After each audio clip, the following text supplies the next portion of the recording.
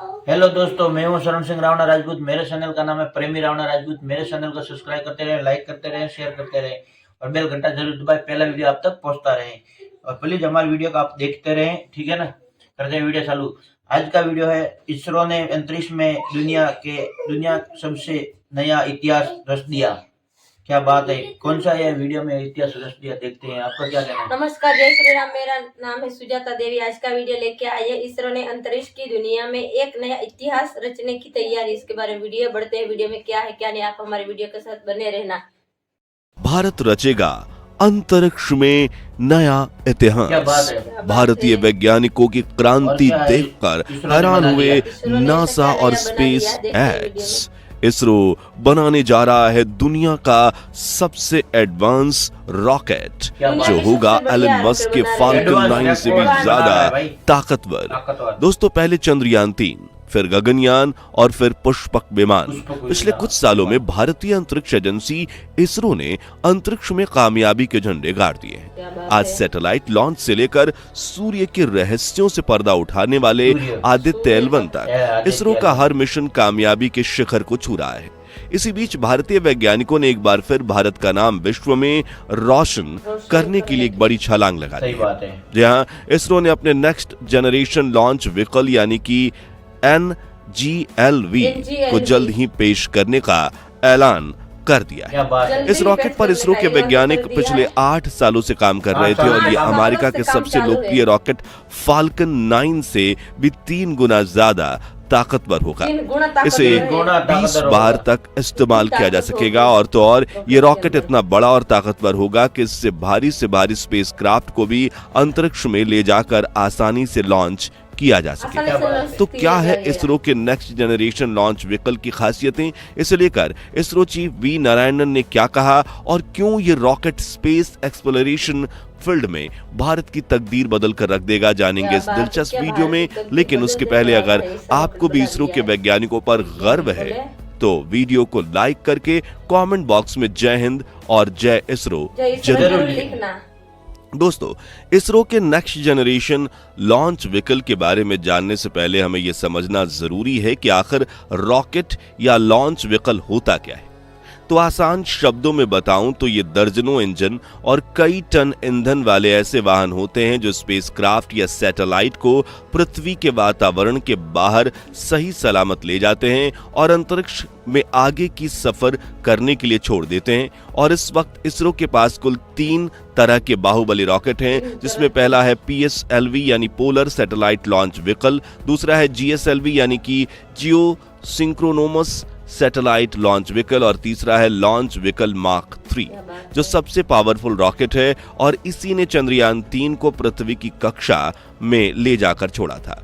इन rockets के जरिए इसरो ने 8.5 टन तक के सैटेलाइट्स को पृथ्वी की निचली कक्षा यानी लोअर अर्थ ऑर्बिट में भेजा है, जो 200 से 2000 किलोमीटर की ऊंचाई पर स्थित है। वहीं 4 टन तक के सैटेलाइट्स को जियो सिंक्रोनस ट्रांसफर ऑर्बिट में भेज सकता है, जो पृथ्वी की सतह से 42,000 किलोमीटर तक की ऊंचाई पर अंतरिक्ष में स्थित है, जो वाकई में काबिले तारीफ है। लेकिन क्या आप जानते हैं कि इसरो के वैज्ञानिकों ने अपने पहले रॉकेट को साइकिल पर ले जाकर असेंबल किया और उसकी लॉन्च कैपेसिटी कुछ टन नहीं बल्कि सिर्फ 40 किलोग्राम थी। जी हाँ, इसे लेकर NGLV रॉकेट के लॉन्च इवेंट में इसरो चीफ वी नारायणन ने कहा, इसरो ने अपनी यात्रा 1979 में एक छोटे से रॉकेट SLV से शुरू की थी, जो सिर्फ 40 किलोग्राम का पेलोड ही पृथ्वी की निचली ऑर्बिट तक ले जा सकता था। उसके बाद इतने वर्षों में इसरो ने 6 जनरेशंस के लॉन्च व्हीकल्स डेवलप किए और हाल ही में इसरो ने अपने 100वें लॉन्च की उपाधि भी हासिल कर ली है। तब से लेकर अब तक पेलोड क्षमता 40 किलोग्राम से बढ़कर 8500 किलोग्राम तक पहुंची है। लेकिन अब हमें जो लॉन्च व्हीकल बनाने की कोशिश की है वो मौजूदा लॉन्च व्हीकल से 4 गुना ज्यादा पावरफुल होगा। जी हाँ दोस्तों, जब इसरो ने इस लॉन्च व्हीकल की खूबियां रिवील की तो उसे सुनकर रूस और चीन छोड़िए स्पेस सुपर पावर कहे जाने वाले अमेरिका के भी पैरों तले जमीन खिसक गई और नासा के वैज्ञानिकों को इतना बड़ा झटका लगा जिसकी आप कल्पना तक नहीं कर सकते। दरअसल इसरो का नेक्स्ट जनरेशन लॉन्च व्हीकल दुनिया के किसी भी रॉकेट से काफी बड़ा और पावरफुल है। आपको बता दें कि इस वक्त अमेरिकन स्पेस एजेंसी नासा और स्पेस एक्स अपने स्पेस मिशन लॉन्च करने के लिए फाल्कन 9 हैवी रॉकेट का इस्तेमाल करती हैं, जिसे दुनिया का सबसे ताकतवर और बड़ा रॉकेट माना जाता है। इस रॉकेट की ऊंचाई 70 मीटर है और इसी रॉकेट से इसरो के नए NGLV रॉकेट की तुलना करें तो इसकी ऊंचाई करीब 93 मीटर है। और ये कितना ज्यादा बड़ा है इसका अंदाजा तो आप इसी बात से लगा सकते हैं कि इसकी हाइट 31 मंजिला इमारत जितनी ऊंची है, यानी जमीन पर खड़े होकर अगर आप इसकी टॉप टिप को देखेंगे तो आपको आपकी गर्दन में दर्द हो जाएगा। इतना ही नहीं, इस रॉकेट का वजन पूरे 1000 टन यानी 1 लाख किलोग्राम है और इसे लॉन्च करने के लिए इसरो को नए और बड़े लॉन्च पैड की जरूरत पड़ेगी जो इसको सीधा पकड़कर खड़ा रख सके। इसलिए प्रधानमंत्री नरेंद्र मोदी की आगवानी में न्यू यूनियन कैबिनेट ने हाल ही में इसरो को सतीश धवन स्पेस सेंटर में 3rd लॉन्च पैड बनाने की अनुमति दे दी है। अगर आप सोच रहे हैं कि भारत के नेक्स्ट जनरेशन लॉन्च व्हीकल की खासियत सिर्फ इसका कद है, तो आपको बता दें कि NGLV की सबसे बड़ी खासियत इसकी पावर नहीं बल्कि रेजिबिलिटी है। इसका मतलब है कि इस नए लॉन्च व्हीकल को एक बार लॉन्च करने के बाद फिर से भी इस्तेमाल किया जा सकेगा, वो भी 1 या 2 बार नहीं बल्कि पूरे 20 बार तक, जिससे अंतरिक्ष में जाने की लागत कम हो जाएगी और ये दुनिया के सबसे किफायती रॉकेट्स में से एक बन जाएगा। इससे इसरो को न सिर्फ भारत में बल्कि इंटरनेशनल मार्केट में भी फॉरेन देशों के स्पेस मिशंस लॉन्च करके बड़ी कमाई करने में मदद मिलेगी और ये पैसा सीधे इसरो के अपकमिंग प्रोजेक्ट्स में इन्वेस्ट होंगे।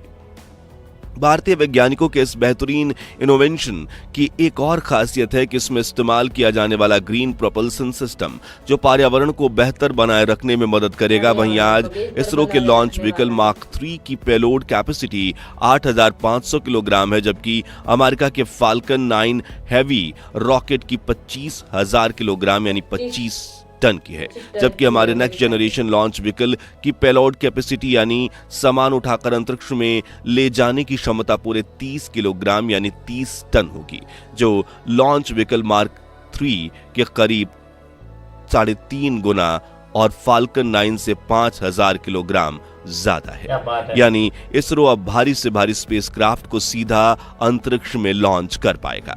इसरो के नए नेक्स्ट जनरेशन लॉन्च व्हीकल के लॉन्च सिस्टम के बारे में बात करते हुए चीफ वी नारायणन ने बताया कि इसमें 3 स्टेज और 2 सॉलिड स्ट्रैप ऑन बूस्टर होंगे, जिनमें से हर एक में 190 टन प्रोपेलेंट यानी ईंधन होगा। इसके पहले स्टेज पर 9 इंजन लगे हैं, जिनमें हर एक इंजन 100 टन थ्रस्ट जनरेट करेगा और इसमें 475 टन प्रोपेलेंट होगा। वहीं दूसरे स्टेज में 2 इंजन होंगे, जबकि ऊपर C-32 क्रायोजेनिक स्टेज में लिक्विड ऑक्सीजन और लिक्विड हाइड्रोजन प्रोपेलेंट के कॉम्बिनेशन का इस्तेमाल किया जाएगा।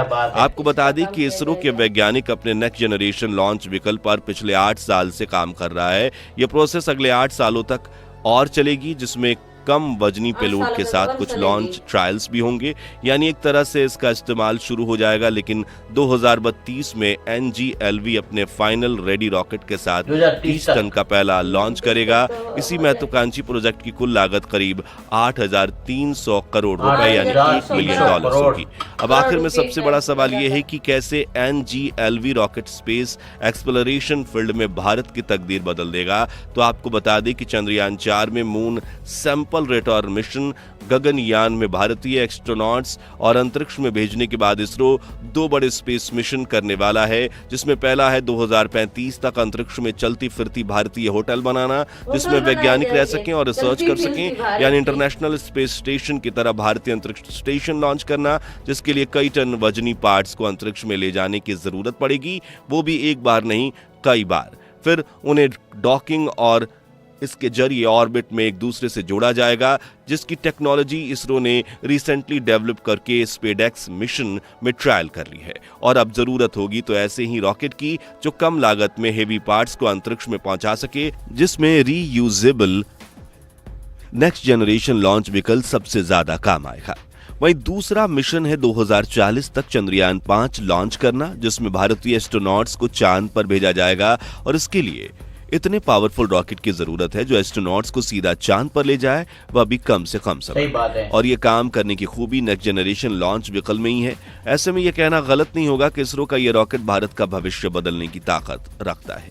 हालांकि दोस्तों, नेक्स्ट जनरेशन लॉन्च व्हीकल को डेवलप करने में कुछ चुनौतियां भी हैं। इसी वजह से इसे रेडी करने में अगले 8 साल लग जाएंगे और इस प्रोजेक्ट पर कई सालों से दिन रात काम कर रहे ISRO project director S Shiv Kumar ने इन चुनौतियों के बारे में बात करते हुए कहा कि यह बहुत बड़ा काम है। अंतरिक्ष स्पेस स्टेशन को बनाने से लेकर चंद्रमा पर उतरने तक सभी कुछ के लिए नए सिस्टम और व्हीकल कॉन्फ़िगरेशन की जरूरत होगी। हमारा लक्ष्य एक ऐसा स्पेस ट्रांसपोर्टेशन सिस्टम बनाना है जो पेलोड के लिए कास्ट इफेक्टिव और सुविधाजनक होगा, फिर चाहे वो कार्गो हो, ह्यूमन हो या कोई वैज्ञानिक प्रयोग। क्या बात खैर, है। हमें तो पूरा यकीन है कि इसरो इस बाहुबली रॉकेट को जल्द ही तैयार कर लेगी और इसकी जल्दी तैयार खूबियां कर देगा इसरो। देख पूरी दुनिया के बाहुबली स्पेस रॉकेट साइंटिस्ट को। हैरान और परेशान हो जाएंगे।